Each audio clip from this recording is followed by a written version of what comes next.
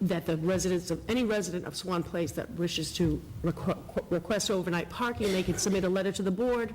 Same process kicks in where various professionals go out and view it. We get recommendations back. It comes before us. There's a vote. If we approve it, similar to everybody else in town, it's $200 a year. Okay. Is there a second? Second. Okay, discussion by the board first. Excuse me, I was never given an opportunity to speak on Swan Place. I stood up and people made the I motion. asked. I stood up when you asked, and you just ignored me. I demand to be That's heard. pretty tough to do. We're done with that one, we're now on overnight. The board speaks first, then we take public input, and then the board speaks last. So, board, anything on this, Mr. Dunn? Same argument. I had the same thought pattern. Won't go into the same detail, but my support of this motion is for the same reasons. Good. Okay. Anybody wishing to speak on this matter? Name and address for the record, please. My name's Richard Langone. I live at 12 Swan Place. I went to that subcommittee meeting on November 8th, Yes, sir. and I didn't hear anything really other than what I'm hearing now. I did hear that there was a 1970 overnight parking waiver, and there's another one in 1994, a waiver for overnight parking. But the real issues come to me is this.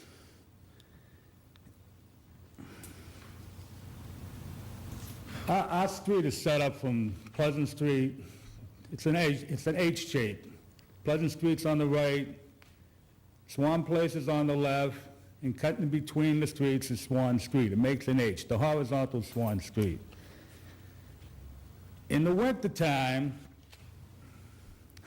it's Jamp and Java. They push all their snow out on the Swan Place, onto 8 Swan Places lot, which used to be hedges, and they killed the hedges. Now they put a post and rail out there.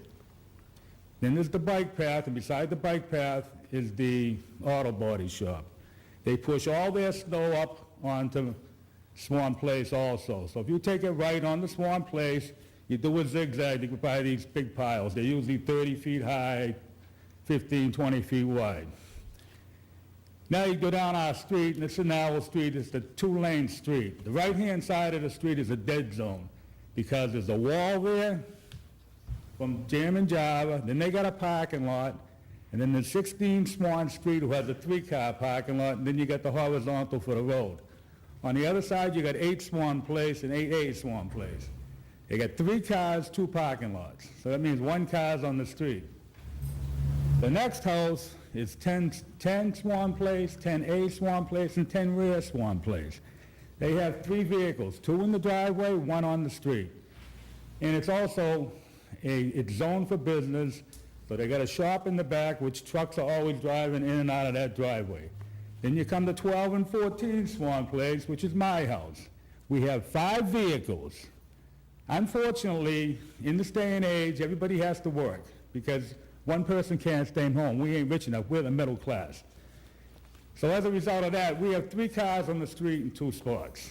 Now, the house beside that is 18 and 16. They have no driveways at all. Right now, there's 3 people, 3 cars in that 2-family house. These are all 2-family houses. They're not boarding rooms. They're big houses.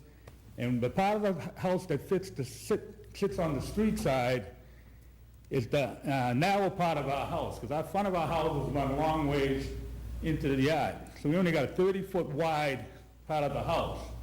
Our houses are 75 feet long, but by 30 feet wide. So you're getting the narrow parts of our house that are fitting on the driveway. We got 50-foot lots. A 50-foot lot can only hold 2 cars in front of its house. So if you got 3 cars and a 2-family, we got 5 cars, 3 in the street. The 2 cars wouldn't even fit in front of our own property. One would go into the next property. The next property is 16 and 18 Swan Place. They have no driveways at all, and right now they have 3 cars. But prior to that, 5 years ago, they had 10 cars there because there's 4 bedrooms on each side of that house. The neighborhood fluctuates by the amount of people that move in and out. The beginning portion of our street is all 2-family houses, and they're transit. People move in all the time. And I'm going to give you, for instance, why one time everybody moved out. Because it was a snowstorm one morning. And at 1 o'clock in the morning, I happened to look out the door, and I see a tow truck hooking up to my wife's car. So I walk out there, tell them to put the thing down. Why are you towing the car? Is it the snow emergency? I said, the snow emergency, that's unusual because you never really plow our street. I'm surprised. But they said, you got to move all the cars. So from 1 o'clock to 4 o'clock in the morning, we all went out and moved every one of our cars. I pushed mine on my sidewalks, on my grass, 2 cars on the grass, pushed 2 on my driveway, and I pushed 1 down the neighbor's driveway. After we all got done moving our cars at 4 o'clock in the morning, the plow came down and made 1 sweep because trucks ain't big enough to push the snow that gets on our street. They made 1 sweep, and what they did was they pushed all the snow where our cars were, and they piled it up on the sidewalks. The snowbank was 8 feet wide and 6 feet high all the way down the street. As a result of that, people were walking, they use that transit to get to the center all the time. They come down Swan Street off of Pleasant, to make that little hook to go to Jam and Java. Because of the way they plowed that street, the people were walking in the streets. And Look, can I ask you to bring this to the permit discussion of overnight permits? That's really... I'm getting to it. Okay. So I'm just trying to explain to you of how narrow the street is that you're proposing. I went and looked at it, I know. Yeah, I know you looked at it. But anyway, that's just an example. So what happened after that snowstorm, the next year, everybody moved out of the apartments. Because who wants to live in an apartment where you can't park overnight, and if it's a snowstorm, you got to tow your car out and get away. So 2 of the buildings, 18 and 16, lost all their tenants, and we lost our tenants on the other side as a result of the towing of the cars.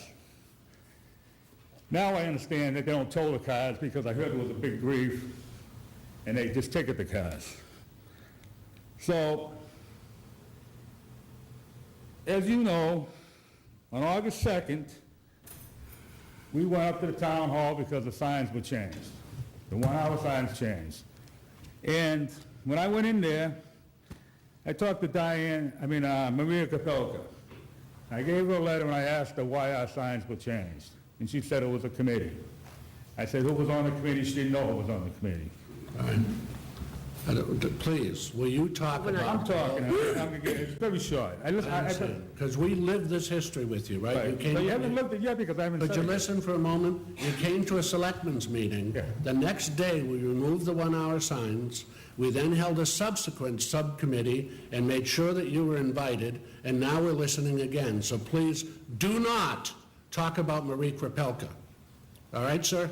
She's not a member of the Board of Selectmen. She's in the conversation, and she's the woman I talked to. She doesn't speak for this board. I do. All right, well, under the Freedom of Information Act, I asked the Selectman's secretary, how's that? Administrator. Secretary Administrator. In writing? Certain questions, in writing, yes, in writing, several times, as a matter of fact. But her response to me was, a committee made that decision. I asked the woman who was on the committee, and she said she didn't know. Okay, Okay? right. On You've been August- through on this August- history, right? Then you came It's before short, it's us. short, it's short. This is short? It'll be short if you stop You haven't interrupting mentioned me. overnight parking. If you would stop interrupting me, I will get to it. And can I just say, no decision has been made. We made one know. part of it tonight, and the second part, And I waited 2 months to talk. I know, but there I'd like was to- no I'd like to decision finish made. talking. You can interrupt me all night long, I'm gonna finish what I'm gonna say. So if you're better off just let me... I'm not trying to argue No, with you. sir, we'll run this meeting. You what? We will run this meeting. It's a meeting of the Board of Selectmen. We will let you go a little longer, but I ask you again to please address the issue which is before the board. All right. Overnight permits for $200. So anyway, August 3rd, I called Diane Mahon to try to talk to you to ask what happened. See, Mr. Creeley, the problem, we realize, it's a 2-part problem. You say that Jim Baldwin is the guy that caused the complaint that got this overnight parking situation going. We, the residents of Swan Place, say it was targeted ticketing that was done to our street. And the targeted ticketing was done by probably you and Diane Mahon. The reason I say that is because I've gone to the police station I actually asked the police department in an email, who ordered our signs changed? I asked your secretary who ordered our signs changed. Administrator. And who do you think they tell me orders the signs changed? The police department says it's the selectman's office. So you people changed our signs, even though you don't admit it, but you changed our signs. Did we take them down the next day? You took them down 26 days later. I asked on August 3rd to take them down, and it was no. Okay. I asked at the selectmen's meeting on the 27th, and they said no. If you don't address what we're addressing, you continue to bring up ancient history. We've all been I'm through answering your this. question. Would you please address your points on overnight parking I permits am for addressing it, so let me $200? continue. This has nothing to do with the one-hour parking signs. It does have to do with it. Why? Well, all this started, didn't it, with a complaint from our neighborhood? Is that what this all started from? Isn't that relative? We were asked to look into something. Yeah, that is what started. And what I'm saying, the other relative part of it is that our street was ticketed, targeted, and that's what caused it. Okay. And the reason I'm going to tell you that is because I also sent it to the police department, which they emailed me back a letter. And I asked them why the control officer, Brian, with his Cardinal travel device, which records everything on our street, was sent down to our street. Right. The ticket hours One free. more time. This has nothing to do, and I'm going to call a break of the Board of Selectmen, and you're done speaking. That's fine. But anyway, we found, the police department said there were 10 tickets 10 tickets written on our street in 5 months. All right, we're on a I've got 23 tickets. 23 tickets that you people who targeted our street, and you won't admit the fact.